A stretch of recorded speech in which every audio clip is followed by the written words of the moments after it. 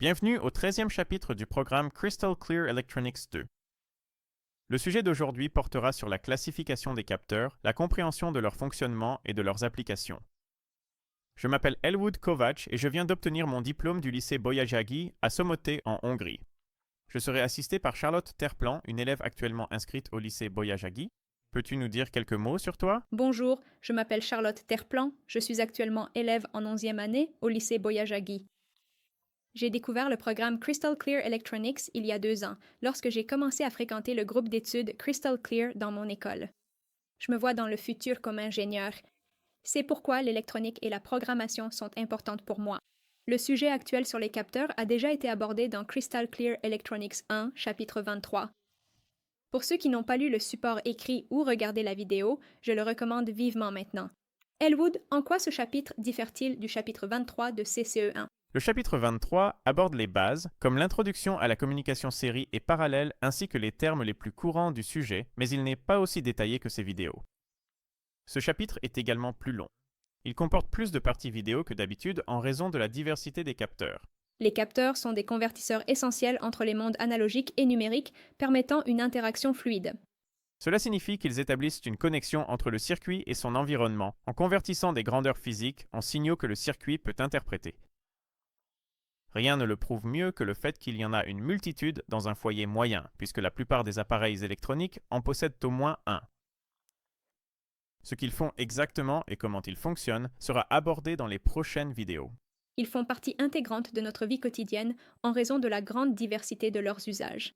Pour n'en citer que quelques-uns, les écrans tactiles, les lumières à détection de mouvement ou les distributeurs automatiques de savon. Il est particulièrement intéressant de voir les capteurs utilisés à d'autres fins et de comprendre le rôle important qu'ils jouent dans d'autres domaines, comme la médecine. Dans ce chapitre, vous découvrirez certains des usages incroyablement variés et les principaux aspects de classification des capteurs, ainsi qu'une vision plus claire de leur fonctionnement.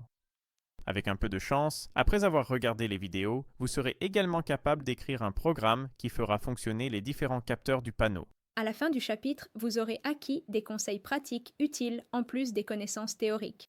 Le chapitre a été rédigé par Boton Château et révisé par Akos Peter Giras.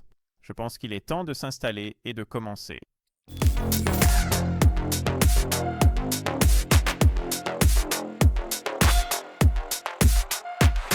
Pour qu'un circuit puisse détecter des signaux provenant du monde physique, il a besoin d'un dispositif de conversion capable de transformer ces signaux en signaux électriques que le circuit peut interpréter. Ces dispositifs de conversion sont des capteurs, indispensables à tout circuit qui attend un signal d'entrée provenant de l'extérieur, et se retrouvent donc dans la grande majorité des appareils électroniques. Réfléchissez un instant au nombre de capteurs présents dans le téléphone que vous tenez en main. Certains d'entre eux sont, par exemple, le microphone, l'écran tactile, la caméra, l'accéléromètre, le gyroscope, le capteur de lumière et le récepteur GPS. Je pense qu'il n'est pas nécessaire de détailler la fonction des 3 premiers. L'accéléromètre permet à l'appareil de détecter les changements de vitesse, et grâce au gyroscope, le téléphone peut déterminer l'orientation de l'écran, ce qui lui permet de faire pivoter le contenu affiché en conséquence. Le capteur de lumière permet au téléphone portable d'ajuster la luminosité de l'écran en fonction de l'environnement, ou même de détecter lorsqu'on le met dans notre poche.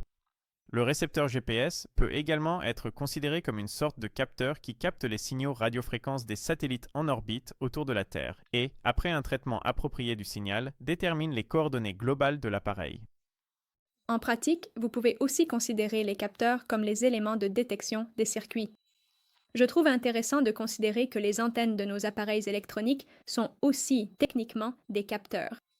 Entre autres, c'est ainsi que l'on peut communiquer sans fil en utilisant des ondes électromagnétiques ou que les radiotélescopes peuvent observer des étoiles lointaines.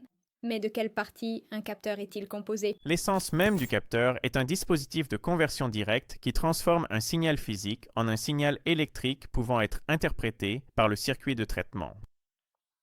Ce dispositif de conversion directe peut être précédé de convertisseurs qui effectuent une conversion entre différents signaux physiques. À titre d'exemple, pensons à un capteur chimique en 2 parties, comme le capteur de sucre que j'utilise également. La première partie du capteur, le convertisseur, est dans ce cas une enzyme qui réagit avec le sucre présent dans mon corps, libérant des ions hydrogène. La seconde partie du capteur est un convertisseur direct qui produit un signal électrique en fonction de la quantité de ces ions hydrogène. Dans cet exemple, la première partie du capteur produit des ions proportionnels à la concentration de sucre et la sortie du convertisseur direct est une tension proportionnelle aux ions. Le capteur mentionné dans l'exemple convertit la concentration d'ions en un signal électrique.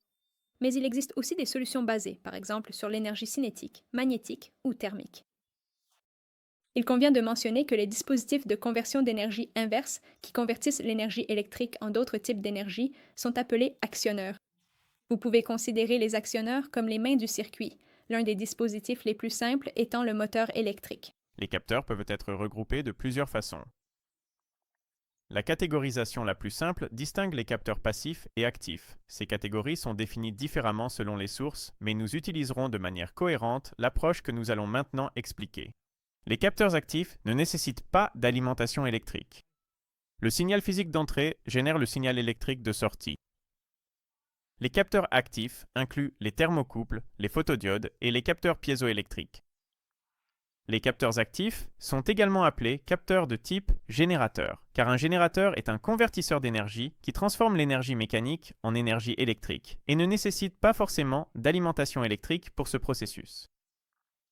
Il en découle logiquement que les capteurs passifs nécessitent une alimentation externe pour fournir le signal électrique de sortie. Cette catégorie comprend par exemple les résistances sensibles à la température, également appelées thermistances, dont la résistance est liée à leur température.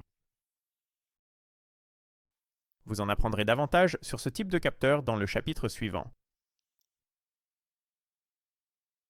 Comme vous le savez probablement, pour calculer la résistance, il faut mesurer la tension aux bornes de la résistance et le courant qui la traverse, et la résistance électrique est le quotient de ces deux valeurs.